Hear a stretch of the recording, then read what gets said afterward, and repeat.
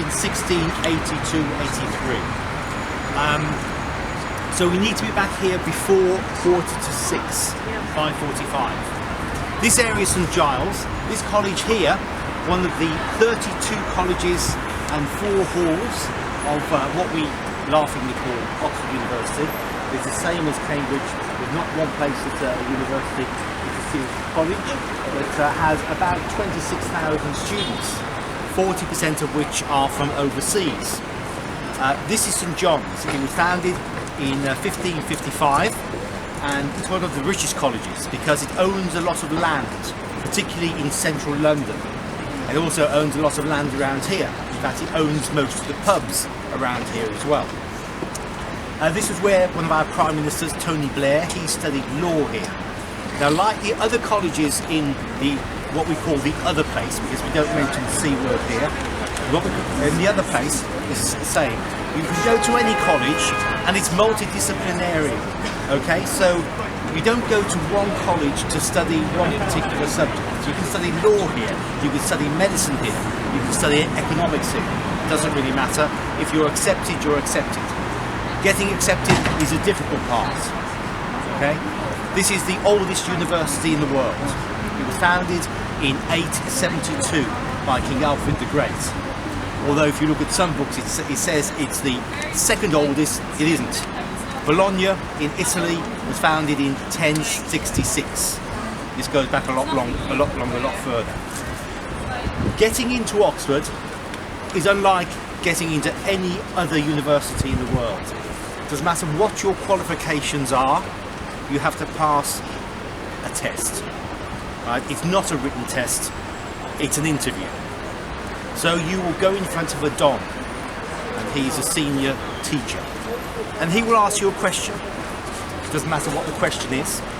What he's doing is he's seeing whether you have potential.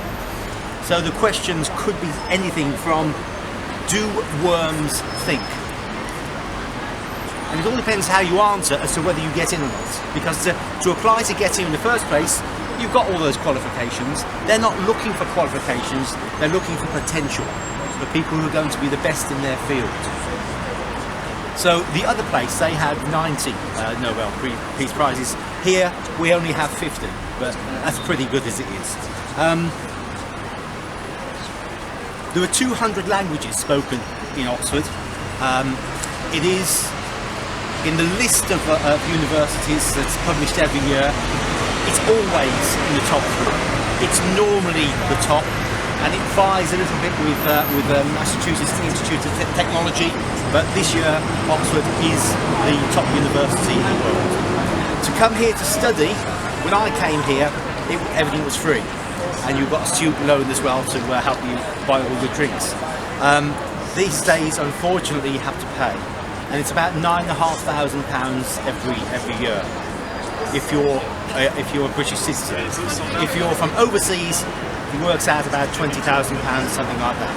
But for us, what that means is that when you come here, you walk away normally with a bank loan, a debt of over £30,000. You have to pay that back, but you don't have to pay it back straight away. You only pay it back when you find a job, you find employment, and it's over a certain level. If you never get over that level, which hopefully most people would, you don't have to pay it back. So it swings and roundabouts, but we're sort of hoping that all this system will be scrapped and it will go back to like it was when I came here. Now, Ashmolean Museum, there's some wonderful things inside there. There were some things that inspired one of my favourite authors who lived and died here, J.R.R. Tolkien, the man who created The Hobbit and The Lord of the Rings.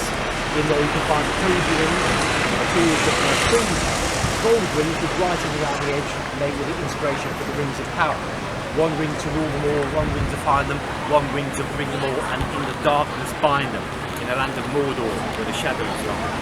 They're in there. This big pointy thing behind me is the Oxford Martyrs Memorial. 1556.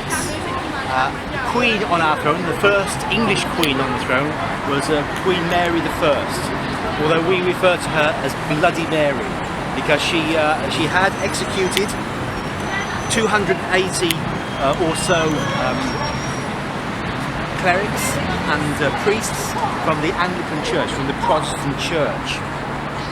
And she did that because, well, she was a staunch Catholic. She didn't like Protestantism, and a lot of the clergymen had organised the divorce of Catherine of Aragon from Henry VIII. Catherine of Aragon was Mary's mother, so she didn't like Protestants.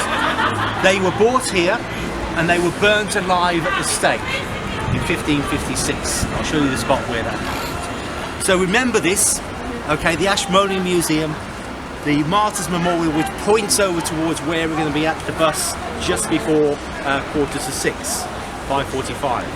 Okay, we're going to go along here now to the Broad, and I'll take you past some colleges.